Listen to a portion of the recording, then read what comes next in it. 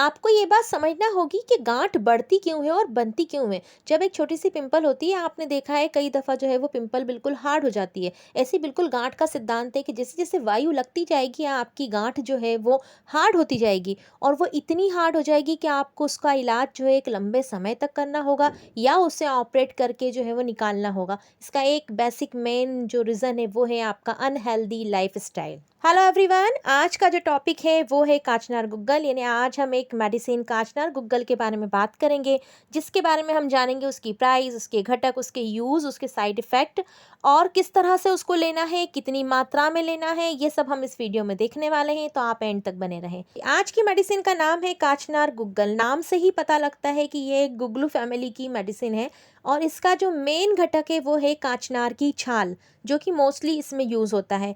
अगर हम इसकी प्राइस की बात करें तो 48 टू 50 रुपीज़ की डाबर की कांचनार गुग्गलू जो है वो आ रही है। इसमें और भी ब्रांड्स अवेलेबल हैं, आप चाहे तो वो भी ट्राई कर सकते हैं।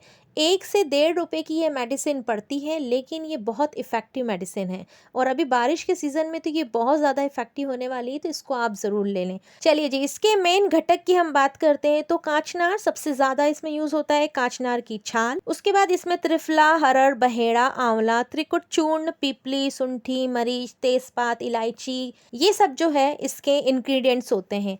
तो बेसिकली ये एक आयुर्वेदिक मेडिसिन है जिसे आप एक लॉन्ग ड्यूरेशन तक भी खाते हैं। इट मीन्स अगर आप 1 से 1.5 साल भी इसको खाते हैं तो भी ये आपके शरीर को कोई नुकसान नहीं पहुंचाएगी, बल्कि इससे आपका मेद कम होगा और आप जो है वो दुबले होने की तरफ आएंगे। आगे वीडियो में इस पे भी बात करते हैं। तो सबसे पहला इसका जो मेन यूज़ होता है वो होता है गांठ को गलाने के लिए। अगर आपकी नेक में गांठ हो गई है, कि वेजाइनल हिस्से में अगर गांठ हो गई है, इस तरह की अगर कोई आपके जिस्म में गांठ पनप रही है, तो आप काचनार गुग्गल का सेवन कर सकते हैं। अगर आपकी बॉडी में मेद की वृद्धि हो गई है, यानी कि आपका मोटापा बढ़ चुका है और आपके मोटापे के बढ़ने की वजह से आपकी बॉडी में से पसीने की स्मेल आ रही है और वो बहुत ज़्यादा आती है, तो भी आप काचनार गुग्गल ले सकते हैं। क्योंकि मेद की अधिकता से जो है वो हम मोटे होते हैं, हमारा एक लाइफस्टाइल डिस्टर्ब हो जाता है, हमें हार्मोन्स का इशू होने लगता है। तो अगर आप काचनार गुग्गल ले रहे हैं तो यह आपके हार्मोन्स के इशू को कंट्रोल करता है, बैलेंस करता है। अगर आप चाहते हैं दुबले होना, मेद की अधिकता को कम करना, तो आप काचनार गुग्गलू के साथ त्रिफला गुग्गलू भी शामिल कर लें और इसको दिन में 2 बार लें। चौथा, मेन बुब्स हार्मोनल प्रॉब्लम और पीसीओडी। अगर आपके हार्मोन डिस्टर्ब है और आपको ये 2 इश्यूज हो रहे हैं, तो भी काचनार गुग्गलू जो है वो आपकी हेल्प करेगा। आप इसको ज़रूर लें, क्योंकि फाइब्रॉइड और लिपोमा में इसका बहुत ज़्यादा यूज़ जो है वो देखा गया है। इसी तरह से हार्मोनल इम्बैलेंस में भी इसका जो है वो यूज़ देखा गया है।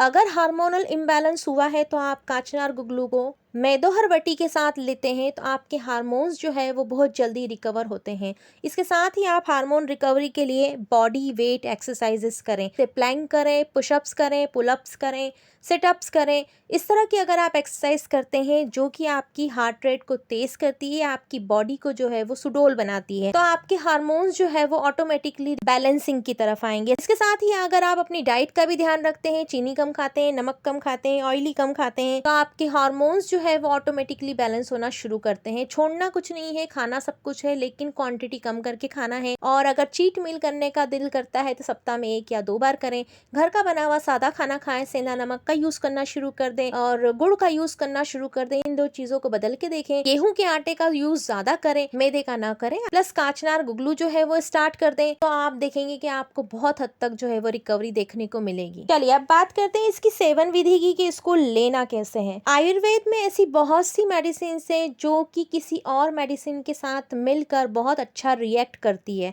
इसी तरीके से ये वाली मेडिसिन भी है कि अगर इसे किसी काढ़े के साथ मिलाकर लिया जाए तो इसका इफेक्ट जो है वो बहुत ज़्यादा अच्छा होता है।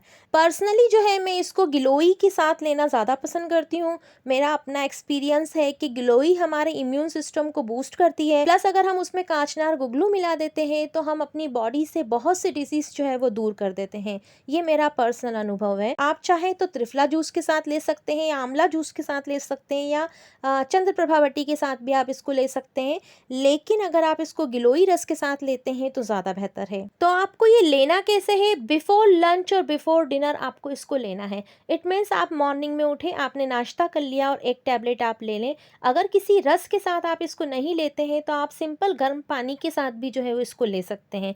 शाम में भी इसी तरीके से करना है। आप जब शाम की स्नैकिंग करें 4-5 बजे की, उसके बाद आप इस मेडिसिन को ले लें गर्म पानी के साथ या किसी भी काढ़े के साथ या किसी भी रस के साथ, और उसके बाद जो है आप 1 से डेढ़ घंटे का गैप लें और डिनर कर लें। अच्छा, इस टैबलेट को लेना कब से होता है? जैसे ही हमारी बॉडी में गांठ बनना शुरू होती है, हमें फील होता है कि गांठ जो है वो बन रही है, लेकिन उसमें दर्द नहीं है और वो उसका साइज़ भी जो है वो इंक्रीज़ नहीं है, तभी हमें इसको जो है वो लेना स्टार्ट कर देना चाहिए। अब बात करते हैं इसके साइड इफ़ेक्ट की। तो वैसे तो इसका कोई साइड इफ़ेक्ट नहीं है, आप इसको लॉन्ग ड्यूरेशन में भी ले सकते हैं।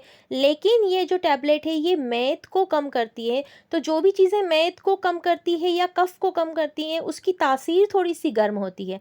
तो हो सकता है कि कुछ केसेस में आपको ये खाने पर हार्ट बर्निंग या एसिडिटी की जो है वो प्रॉब्लम हो। वैसे होती नहीं है, लेकिन 1% अगर आपको ऐसा होता है तो उसका भी एक सॉल्यूशन है। आप इसे अपनी एक्टिविटी टाइम के अंदर खा लें। जैसे लंच करने से पहले खा लें, ताकि जब आप लंच करेंगे, लंच तक ये टैबलेट डिज़ॉल्व हो जाएगी और आप एक्टिविटी करेंगे तो आपको हार्ट बर्निंग नहीं होगी, क्योंकि आप पानी पीते रहेंगे। ऐसे ही शाम में आप इसको स्नैकिंग टाइम में ही ले लें, ताकि जब आप सोने जाएँगे तब तक ये डिज़ॉल्व हो जाएगी। आप पानी पिएँगे, नाइट में सोते समय आप दूध लेंगे तो इसकी गर्मी जो है वो दब जाएगी। बाकी इसके अलावा तो इसके कोई साइड इफ़ेक्ट नहीं होते हैं।